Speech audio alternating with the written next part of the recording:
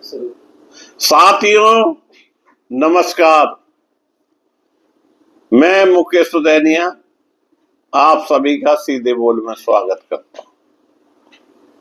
साथियों, सावन का समय प्रारंभ हो गया और कहा जाए तो गलत नहीं होगा कि श्रावण माह प्रारंभ हो गया। हरियाली दिखेगी। श्रावण माह में शिव आराधना से खुलते हैं कृपा के द्वार। बोलो बम बम बोले। सावन का महीना भारतीय जीवन एवं लोक परंपरा में अत्यंत पवित्र और उल्लासकारी। यह लोक मंगल का आधार, अत्युत्पादक का आधार माह तो है ही, लोकतल की प्राप्ति एवं परम लौकिक देवताओं देवों के देव महादेव की उपासना का भी महीना है। वर्षा ऋतु का मध्य काल, जब हिंदू धर्मशास्त्र यात्रा निषेध करते हैं, यहाँ तक कि बौद्ध मत भी इस महीने में वर्षा मास का आदेश देता है। साथियों, उस काल विशेष में गेरुए या केसरिये कपड़े पहने, कंधे पर कावड़ लिए, पवित्र नदी या तालाब से जल भरकर शिव का अभिषेक करने के लिए आकुल नर नारी हर शिवालय की ओर दिखने लगते हैं। वैसे भी सावन के त्योहार, सावन के सोमवार एक अपनी अनोखी छटा निखारते हैं और सावन के सोमवार पर लोग व्रत करके भगवान शिव की आराधना करते हैं। यह प्रत्येक व्यक्ति के मन में सवाल तो खड़ा करता ही है कि कारण क्या है कि इस महीने में धान की रुपाई और निराई का काम छोड़ कृषक समाज नंगे पांव निकल पड़ता है। बोल बम का निवाद करते हुए एक ऐसा दृश्य जिसमें कटक, कंकड़, कीचड़ और बरसात ये सब भी मानो स्वागती हो, इस शिव साधना में बोराए हुए जन समूह के साक्षी होते हैं। ये सावन को शिव का प्रिय मास माना जाता है, महीना माना जाता है। अर्ध नारीश्वरी को प्रगति का शेष श्रृंगार करने वाला यह महीना अपनी नेत्रिक हरितमा के कारण प्रिय तो है ही, इसलिए भी अत्यंत प्रिय है कि सती के दाह के बाद उन्मत्त क्रोध योगी और बैरागी शिव को पार्वती ने इसी महीने में तप पूर्वक पाया था। कहा जाता है कि श्रावण भगवान शिव का अत्यंत प्रिय महीना होता है। इसके पीछे की मान्यता यह है कि प्रजापति दक्ष की पुत्री माता सती ने अपने जीवन का त्याग कर दिया था और कई वर्षों तक शापित जीवन व्यतीत किया। साथियों, इसके बाद उन्होंने पर्वत राज हिमालय की पुत्री पार्वती के रूप में जन्म लिया।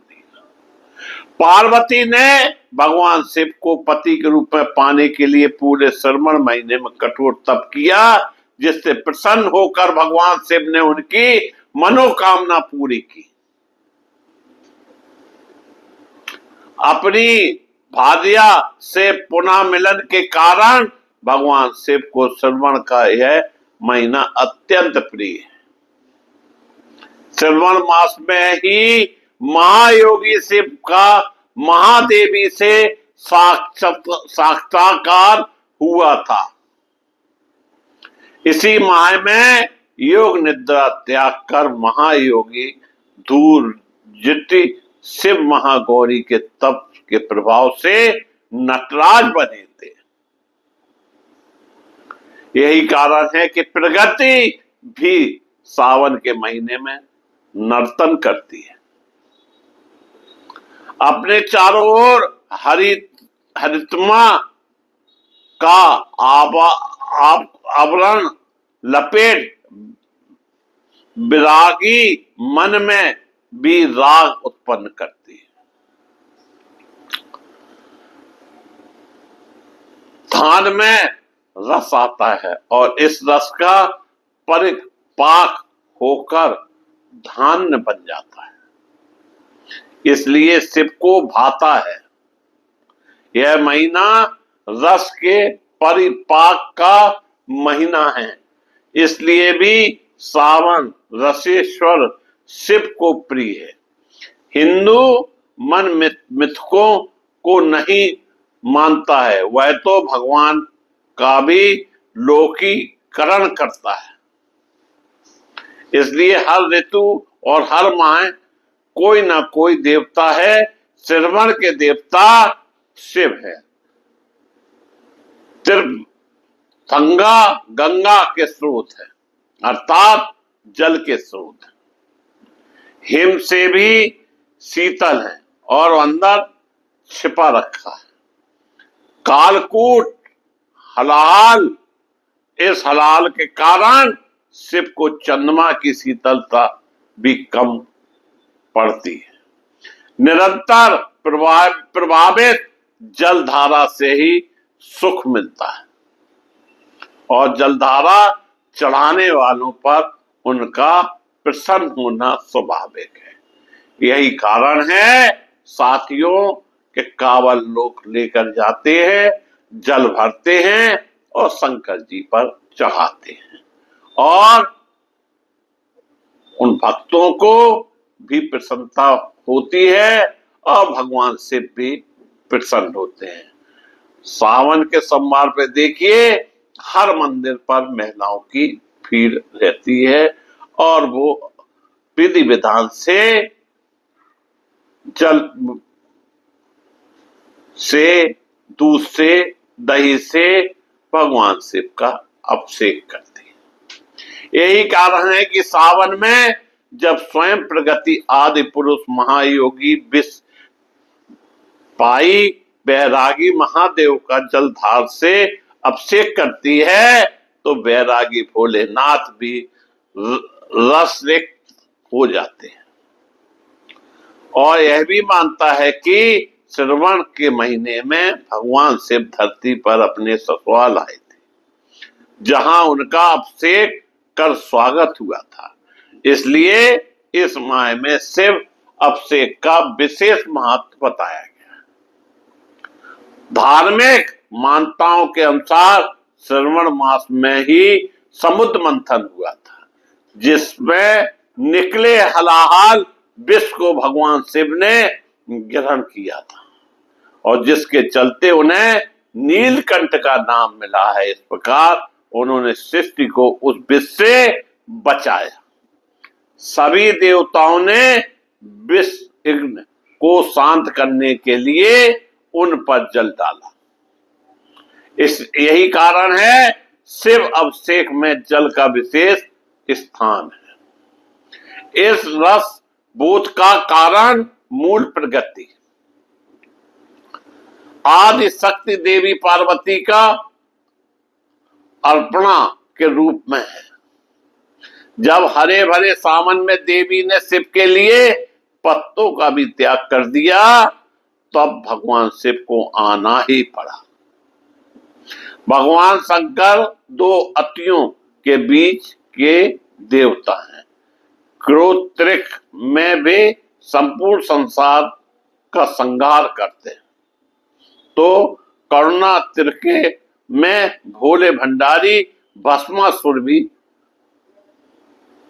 बना देते हैं। इन दोनों अतियों के बीच जो कल्याण का भाव मन में लेकर धूनी रमाता है वही शिव।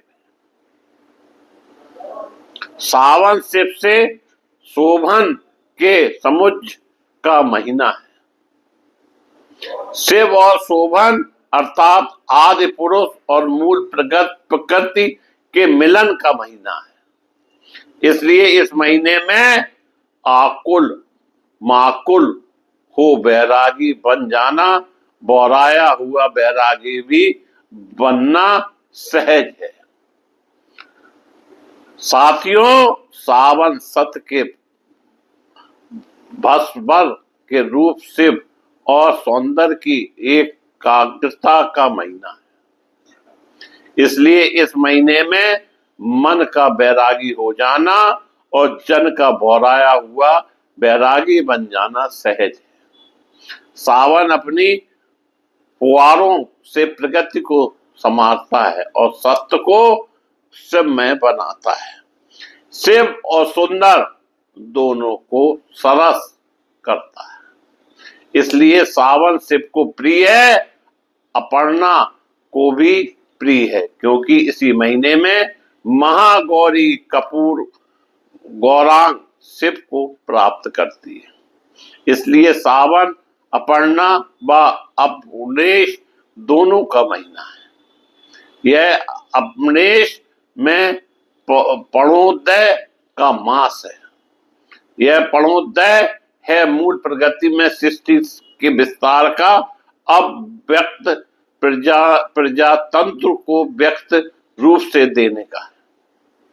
धर्मशास्त्री मानता यह भी है कि वर्षा के चौमासे 4 महीने में भगवान विष्णु योग निद्रा में चले जाते हैं और हरि के शयन से हरि के जागरण का प्रबोधन तक पूरी सृष्टि भगवान शिव के अधीन हो जाती है। साथियों, भगवान शिव योग निद्रा में चले जाते हैं और भगवान विष्णु योग निद्रा में चले जाते हैं और भगवान शिव के अधीन 4 महीने यह सृष्टि होती है। भगवान शिव जो भोले हैं और जिनके ऊपर उनकी कृपा बरसती है, उसका कहना ही क्या होता है। इसी के साथ बोलो बम बम भोले। मैं मुकेश सुदैनिया पुनः आप सभी को सावन प्रारंभ होने की शुभकामनाएं देता हुआ अपनी बात समाप्त करता हूं।